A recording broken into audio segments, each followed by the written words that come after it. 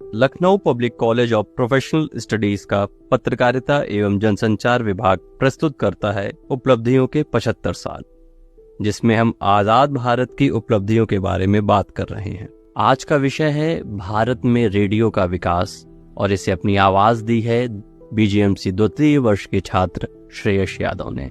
संपादन है दिव्या सिंह का। क्रिकेट की कमेंट्री से लेकर प्रधानमंत्री के भाषण तक रेडियो एक ऐसा माध्यम रहा है जिसने हमेशा से जनता को बांध कर रखा है। आज के इंटरनेट के युग में एक तरफ जहां पर संचार के अनेकों माध्यम हैं, तो वहीं रेडियो आज भी लोगों के मनपसंद माध्यमों में से एक है। लेकिन करीब 92% जनता तक पहुंचने वाला ये श्रव्य माध्यम क्या हमेशा से ही इतना चर्चित रहा है? नमस्कार, मैं श्रेयस यादव। आज हम बात करेंगे भारतीय रेडियो के बारे में। चलिए शुरू से शुरू करते हैं, जब कहानी की शुरुआत हुई। जुलाई सन 1923, बॉम्बे, देश के पहले रेडियो क्लब ऑफ बॉम्बे की शुरुआत हुई। उसी साल 5 महीने बाद नवंबर 2023 में रेडियो क्लब ऑफ कलकत्ता की शुरुआत हुई।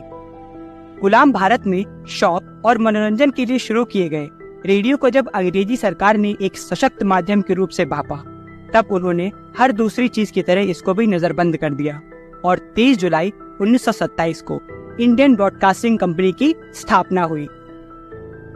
उस समय से भारत में रेडियो का प्रसारण पूर्ण रूप से अंग्रेजों ने अपने हाथों में ले लिया। लेकिन आर्थिक और दूसरे कारणों से केवल 3 साल बाद ही 1930 में आईबीसी को निरस्त कर दिया गया। फिर कुछ ऐसा हुआ जिसने भारत में रेडियो को एक नई दिशा दी। अप्रैल 1930 में आईबीसी को हटाकर इंडियन ब्रॉडकास्टिंग सर्विसेज बनाई गई, जिसे उद्योग एवं श्रम विभाग के अंतर्गत रखा गया। और तभी से भारतीय रेडियो के प्रसारण में एक स्थिरता आई। 1935 आते आते जब लियोनल फील्डन को first controller of broadcasting services of India यानी भारत की प्रसारण सेवा का प्रथम नियंत्रक बनाया गया, तब तक भारतीय रेडियो अपनी भीनी सी छवि बना चुका था।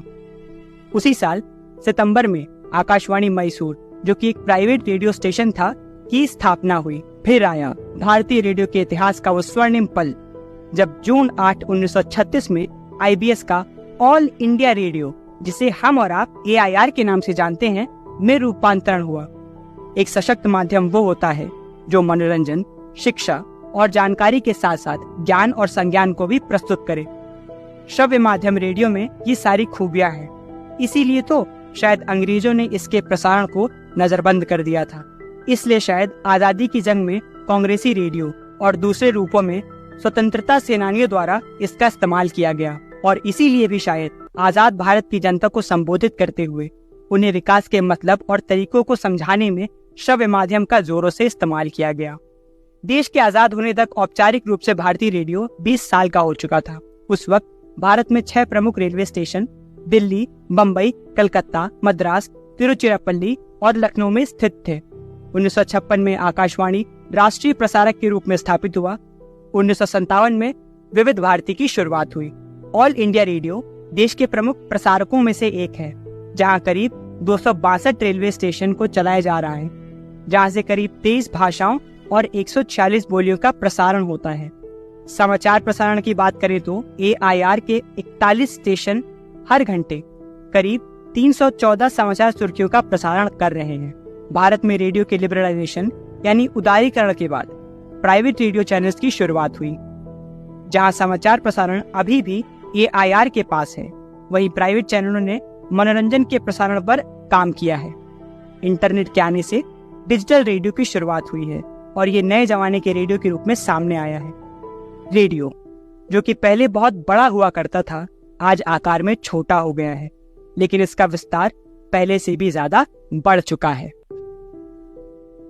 तो इसी तरह भारतवर्ष की उपलब्धियों की गौरवशाली 75 वर्षों की कहानियां, किस्से और जानकारी सुनने के लिए बने रहिए द कम्युनिकेटर।